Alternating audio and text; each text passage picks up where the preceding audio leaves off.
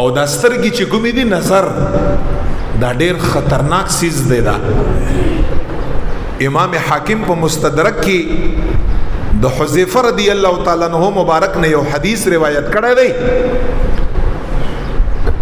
حضور مبارک څه فرمایي؟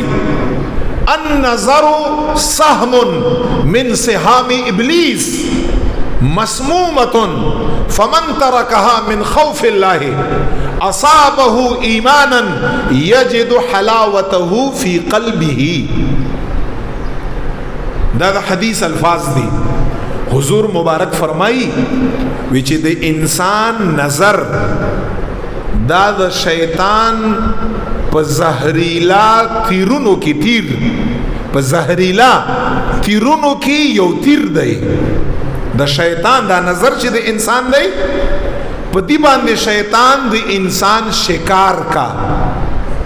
دا نظر په غلط ځای باندې په پردی ښځه باندې په نابالغ معصوم په امرد انسان بیګری انسان باندې وګرځي. نظر په وجه باندې د انسان په زړه او په ذهن کې شهوت پیدا شي او بیا د انسان چې کوم عورت ته بیا دغه شهوت پورواله کا. یو د نظر د وجنه انسان ته څومره مشکلات جوړږي. مخکې زمانو کې با خلکو جهاد دا په تورا او په تیر باندې کاوه او چې کله بیا دا تورا او تیر په زهرو کې آلوده کړه په زهرو کې بي والا او په هغه باندې به کس زخمی کا د هغه کس به د مرګ نه بچخ دا بالکل ناممکنو اب نه بچ کېده.